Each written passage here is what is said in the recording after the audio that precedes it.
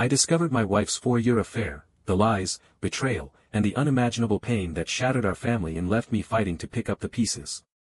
I'm feeling completely lost and overwhelmed right now, and I don't know where to turn. My wife, Laura, 38F, and I, 39M, have been married for 13 years. We've been together for nearly 20 years, and we have 2 sons, Mason, 12, and Ethan, 9. Everything seemed fine, normal, even, until just a few days ago, when everything turned upside down. 3 days ago, Laura picked up Mason and Ethan from school. That's nothing out of the ordinary, she usually handles school pickups if her work schedule allows. But instead of coming home, she drove them straight to her parents' house, about 3 hours away, and dropped them off. She didn't say much to them, just told them to go inside and that Grandma and Grandpa would take care of them. Then, without offering an explanation, she left. I only found out what happened when my in-laws called to tell me the boys were with them. They were vague, saying Laura had dropped them off in a hurry and had to take care of something. I tried to get more details, but all they said was that she was safe and I needed to be patient and understanding. That's it, no explanations, no real answers. I've tried calling and texting Laura non-stop since then, but she's not responding. The boys are just as confused as I am. They keep asking why Mom left and when she's coming back, and I have no idea what to tell them. All I can say is, she's okay, and we'll figure it out. But I don't even believe that myself. I feel like I'm losing my mind trying to piece this together. I've reached out to everyone I can think of, her sister, her brother, even a close friend from her job, but nobody seems to know anything. Her brother told me he hasn't heard from her, and her work friend said Laura left the office early that day but didn't say why. 3 days have passed, and we're still completely in the dark. She hasn't contacted me, the boys, or anyone else to explain. It's as if she's vanished from our lives. Meanwhile, I'm here trying to hold things together for Mason and Ethan. They keep asking me what's going on, and all I can say is that Mom is at Grandma and Grandpa's, and we just need to wait. But the truth is, I'm as clueless as they are. I feel torn between waiting for her to come to us and driving the 3 hours to her parents' house to demand answers. The boys are starting to think this is about a big fight or even divorce, but that couldn't be further from the truth. We don't fight, not like that. The whole situation is baffling, and it has me cycling through every possible emotion, fear, anger, confusion, sadness, and everything in between.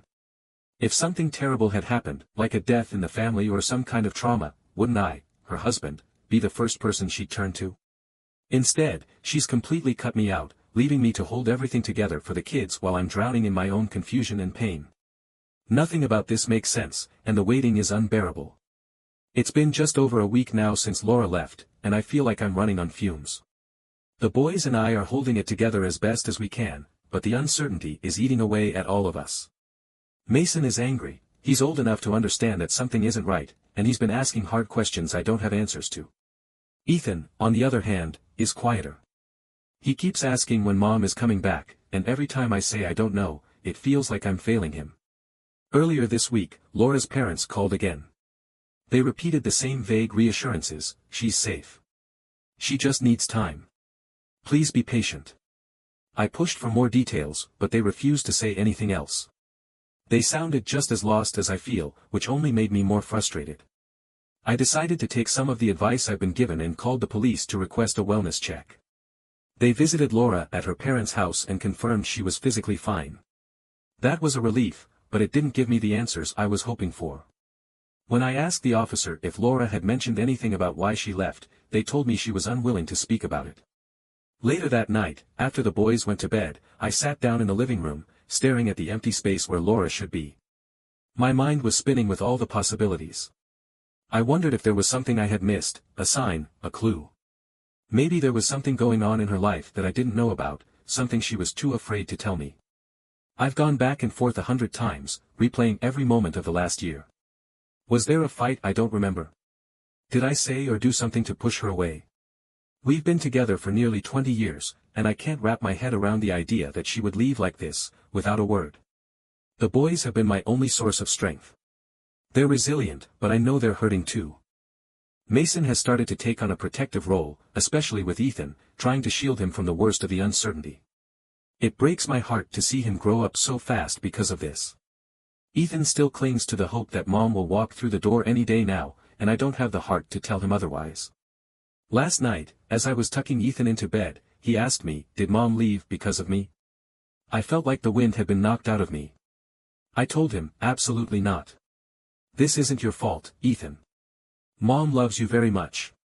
But the truth is, I'm not sure what's going on in Laura's mind anymore. It's been 2 weeks now since Laura left, and I'm feeling more lost than ever. The boys and I have been managing as best as we can, but the cracks are starting to show. Mason has grown more distant, he's keeping himself busy with his schoolwork and hobbies, but I can tell he's angry. Ethan has been quieter than usual, spending most of his time drawing or watching TV. It's like we're all just trying to keep going without acknowledging the giant hole Laura's absence has left in our lives. Yesterday, Laura's parents came to visit. It was the first time I'd seen them in person since everything happened. They stayed for about an hour and spent most of it with the boys, catching up and trying to keep things light. But after about 30 minutes, they asked to speak with me privately. I didn't know what to expect from the conversation, but it turned out to be one of the most frustrating experiences of my life. They told me that Laura wanted to come home but was scared of the backlash, of the confrontation, of facing the consequences of her actions. They said she wasn't ready to explain why she left and asked me to be patient and give her time. I couldn't hold back my frustration. "She's been gone for 2 weeks," I said. "She left without saying a word, and you expect me to just wait around until she's ready? What about the boys? What about what they're going through?"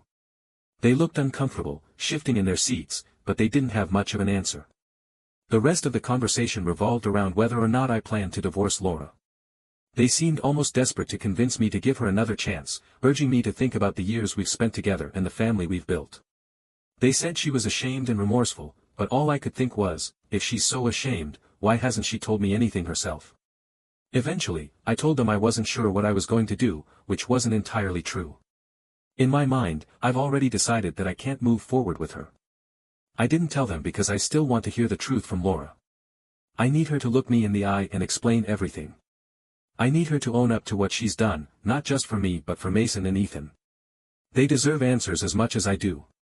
After they left, I sat alone in the kitchen for what felt like hours. I kept thinking about how much our lives have changed in such a short amount of time. Just a few weeks ago, we were a family. Now, it feels like we're barely holding on. I've been trying to keep things stable for the boys, but it's getting harder. Mason refuses to talk about Laura. Anytime her name comes up, he shuts down or changes the subject. Ethan, on the other hand, still asks about her constantly. He doesn't understand why she left, and no matter how many times I tell him it's not his fault, I can see the doubt in his eyes. I don't know how much longer I can keep this up. Part of me wants to drive to her parents' house and demand answers, but another part of me is terrified of what I might find out. The longer this drags on, the more it feels like I'm standing on the edge of a cliff, waiting for the ground to crumble beneath me. Yesterday, Laura came back home, and while I thought I was prepared for it, nothing could have prepared me for how it actually unfolded. After weeks of uncertainty, her return didn't bring relief, just more questions and a strange, uncomfortable tension that filled the house. When she walked through the door, everything felt wrong. Normally, when Laura comes home, there's warmth, a smile, a hug, but this time, there was nothing but silence. She hesitated for a moment, then tried to hug me like nothing had happened. I turned away. I couldn't bring myself to act like everything was fine. Once she settled in, I reminded her of the one condition I had set for her return: she needed to explain everything. I told her that if she cared about this family, about me, she owed us the truth. She looked at me for a moment, then shook her head. "I'm not ready," she said softly. The same excuse she had given during the few phone conversations we'd had. I tried to stay calm, but it was like a dam broke inside me. I couldn't hold back anymore. I told her I knew about the affair, that it had lasted for years, that she had planned to leave me for someone else, and that she had abandoned her family for weeks without a word. Then, I told her I wanted a divorce. Her reaction caught me off guard. Her eyes widened in shock, and for a moment, she looked completely stunned. It was clear she hadn't realized how much I already knew. Then her expression shifted. She looked down at the floor and stayed silent. No tears, no arguments, no denials, just silence. We stood there in the kitchen, the air between us heavy with unspoken words. I had prepared myself for so many possible reactions. I expected yelling, crying, maybe even begging, but I wasn't ready for this empty, lifeless response. It felt like she'd given up before the conversation had even started. Eventually, the silence became unbearable, and I started laying everything out. I told her all the details I knew about her affair, how it started, the lies she told to cover it up, the times she said she was with the boys when she was actually with him. I even added in some assumptions, filling in gaps with what I'd pieced together. Still, she said nothing. The longer she stayed silent, the angrier I got. But I refused to yell. I kept my voice steady, even as the pain and frustration built inside me. Finally, I asked her the questions that had been eating away at me. What did I do to push you away? Did you ever love me? Was he worth it? She didn't answer.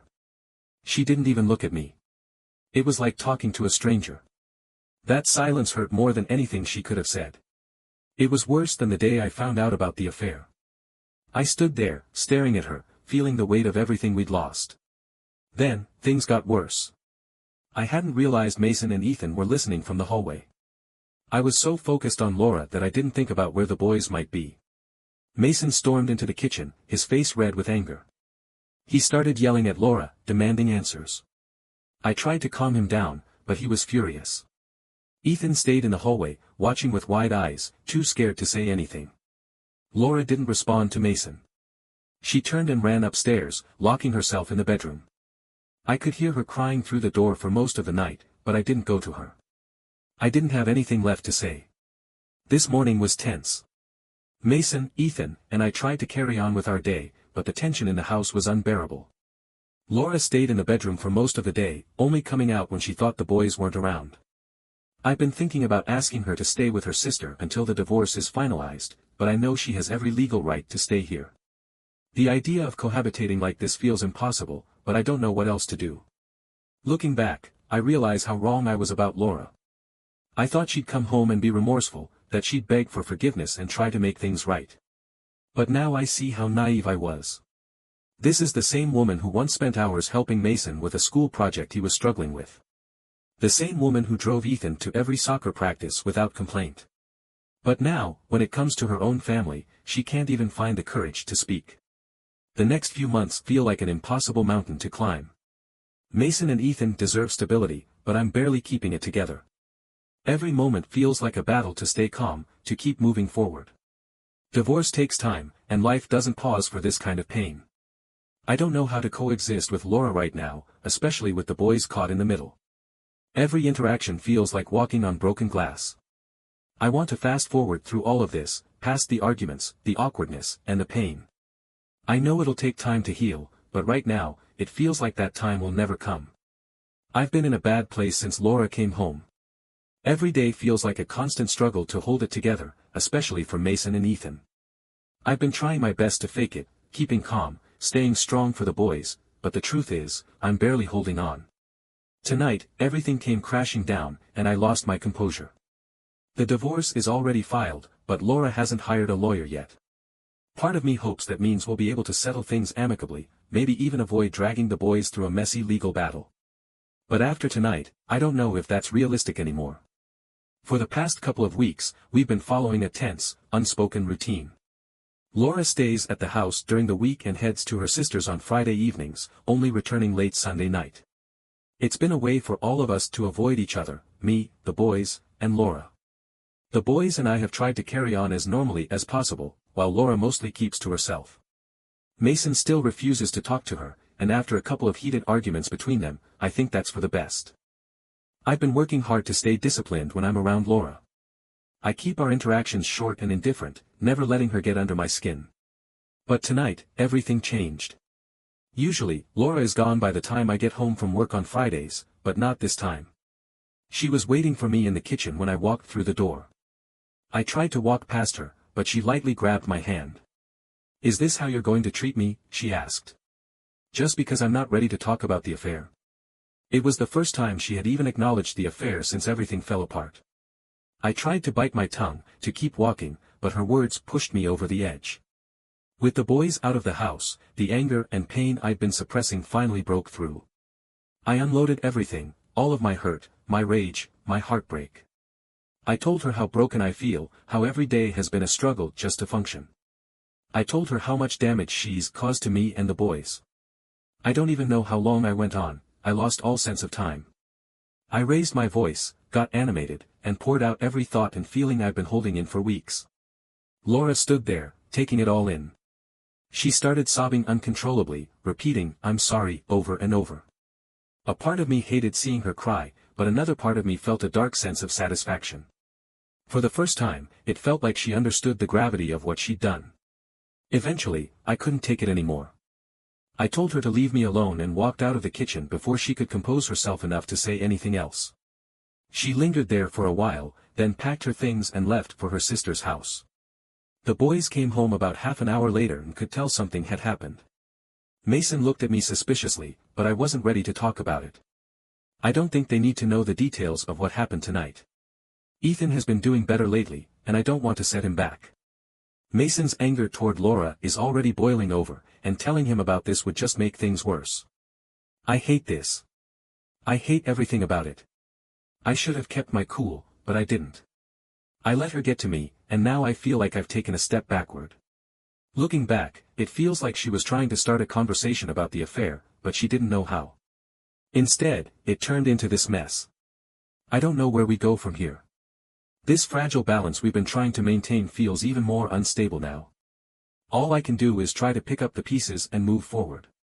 But tonight, it feels like I'm back at square one. I've started to worry about Laura. I know some people will say she brought this on herself, and they'd be right. But despite everything, I don't want her to come to any harm. She's been isolated, left alone with her thoughts, and it feels like nearly everyone in her life has turned their back on her. You could argue that she deserves it, but she's still the mother of my boys, and no matter what's happened, I don't want her to spiral into a worse place. That realization hit me hard last night, and I hate to admit it, but I'm disappointed in myself for caring. I thought I was past this. I called my brother to vent and let out everything I've been holding inside.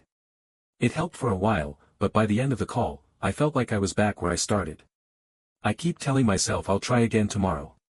I'm only human, but sometimes it feels like I'm barely hanging on. We've all started therapy, me, Mason, Ethan, and even Laura. It's a step in the right direction, but it hasn't made this any easier. Laura's been around more this week, constantly apologizing, trying to talk to me, and even knocking on my door late at night to have just one conversation. Most of the time, I've ignored her, but there were moments when I talked to her just to get it over with. Then, last night, something different happened. After the boys went to bed, Laura came into my room again. Her tone wasn't desperate or apologetic like it had been all week. This time, she asked if we could talk privately. At first, I refused, but something in her voice made me reconsider. We ended up sitting in the garage, in my car, to make sure we didn't risk another argument in front of Mason and Ethan. What started as a quick talk turned into a 3-hour confession. Laura finally told me everything. She laid it all out, from the beginning to the end, sparing no details. According to her, her sister introduced her to James over 5 years ago, well before anything romantic happened. He was a higher-up at the company Laura wanted to work for, and her sister thought he could help her get a foot in the door. Laura said her initial desire to switch jobs had nothing to do with the affair, but once she started working there, things began to change. James started flirting with her not long after she was hired. At first, she dismissed it as harmless, but over time, their conversations became more personal. Texts turned into late-night calls, which eventually led to pictures and then physical meetings. Laura admitted that it became physical just before everything shut down. She claimed she tried to end it during that time, but James reached out to her again once things reopened, and they picked up right where they left off. The affair became a pattern. She'd ended out of guilt, only to go back to him when the temptation became too much. She even came prepared for our conversation. Laura brought a handwritten timeline, 5 pages of notes detailing every major event in the affair. She read it to me, answering my questions along the way. She admitted to lying about weekend trips with Mason and Ethan, about traveling for work, about running errands, even about her parents. Every story I trusted was just a cover for her to spend time with James. Hearing it all was like reopening a wound that hadn't even begun to heal. The details hurt more than I expected, but what made it worse was the realization that she had fallen in love with James. She admitted it openly. He had promised her a different life, luxuries, vacations, and a freedom from the responsibilities of family life. She said the thrill of being with him was too much to resist, that she felt trapped in the monotony of our daily routine. By the time she finished, I was emotionally drained. Laura cried throughout most of her confession, repeatedly apologizing and begging for another chance. She said she loves me, that she's always loved me, and that she'll do anything to save our marriage. But it felt rehearsed, like she was saying what she thought I wanted to hear. I've been with this woman for over half my life, and I know when she's lying. I couldn't hold back entirely. I told her that James had been seeing other women, that she was just one of many. It was a low blow, but I couldn't stop myself. Her reaction, her face crumbling in pain, made it clear that my words cut deep. Before the conversation ended, I asked her one question I had been holding on to for weeks: if James were still alive and you had to choose between him and me, who would you pick? She hesitated. That hesitation was all I needed. Finally, she mumbled, "That's not fair." I pressed her, and after what felt like an eternity, she said, "I'd pick you." My response was immediate. "That hesitation is exactly why I'm divorcing you," I told her. She broke down again, sobbing uncontrollably. I sat there, staring at the dashboard, feeling numb. After a long silence, I told her that we owe it to Mason and Ethan to get along and co-parent civilly. Then, I added that if she truly loved me as much as she claimed, she'd prove it by making the divorce fair and amicable. Before leaving the car, I leaned over, kissed her on the forehead, and said, "Would have loved you forever." Then I got out and went to bed. Of course, I didn't sleep. Her confession replayed in my mind all night, and here I am now, still unable to rest. It feels like this nightmare is never going to end.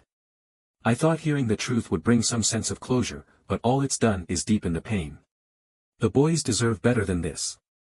They deserve stability, peace, and parents who are present. I'll keep going for them, but nights like this make it feel impossible. It's been a couple of days since Laura's confession, and I'm still reeling. I thought hearing everything would bring me some clarity, but instead, it's left me feeling more conflicted than ever. I've spent so much time trying to piece together the truth, and now that I have it, I'm not sure what to do with it. Laura's confession hasn't changed much about our situation. She's still staying at the house during the week and going to her sister's on weekends. The boys and I continue to avoid her as much as possible. Mason, in particular, wants nothing to do with her. He's been shutting himself in his room more and more, barely speaking to me or Ethan. Ethan, on the other hand, has been trying to make sense of everything in his own quiet way. Last night, as I was putting him to bed, he asked me, "Is Mom going to leave us again?" I told him no, but the words felt hollow. How can I promise that when I don't even know what the future looks like? Laura has been hovering around the edges of our lives, trying to find ways to insert herself back in. She's been overly nice, offering to help with the boys, cooking dinner, and apologizing every chance she gets. It feels performative, like she's trying to prove she's changed without actually doing the work to rebuild trust. Last night, after the boys went to bed, Laura came into the living room and asked if we could talk again. I didn't want to, but part of me felt like I owed it to myself to hear her out. She sat down across from me and started talking about how much she regrets everything, how she wishes she could go back and undo the choices she made. She talked about James again, how he made her feel special, like she was the center of someone's world. She admitted that she let herself believe in a fantasy, one where she could escape the stress and responsibilities of family life. She said she's been living with the guilt of her actions every day, and she's willing to do whatever it takes to make things right. I listened, but her words felt empty. She said all of this before, and it hasn't changed anything. When she finished, I asked her why she didn't come to me when she first started feeling unhappy. "Why didn't you tell me you were struggling?" I asked. "Why didn't you give me the chance to fix things with you before it came to this?" She didn't have a real answer. She mumbled something about being scared, about not wanting to burden me, but it all sounded like excuses. I told her that her fear of confrontation has done far more damage than any argument ever could. Eventually, the conversation shifted to the boys. Laura asked how Mason and Ethan were doing, and I told her the truth. I told her that Mason is furious and barely speaking to anyone, and that Ethan is trying to hold on to the hope that everything will go back to normal. "They're hurting," I said. "They're hurting because of you." Laura started crying again, but I didn't have the energy to comfort her. I told her that if she really wanted to make amends, she needed to start with the boys. "You can't just apologize and expect everything to be okay," I said. "You need to show them that you're committed to earning their trust back." By the end of the conversation, I felt drained. Laura went to bed, and I stayed up for hours, replaying everything in my mind. I keep thinking about what she said, about the fantasy she created for herself and how easily she threw away everything we had for it. It makes me wonder if I ever really knew her at all. I've been trying to focus on the boys, but it's hard when my own emotions are all over the place. Some days, I feel like I'm making progress, like I'm finally moving forward. Other days, it feels like I'm stuck in the same cycle of anger, sadness, and regret. The divorce is still moving forward, and Laura's chance to contest it has passed. That's one small piece of relief in all of this, but it doesn't make the day-to-day any easier. I keep telling myself that I need to stay strong for Mason and Ethan, but there are moments when it feels like I'm failing them. I don't know what the future holds, but for now, I'm taking it one day at a time. That's all I can do.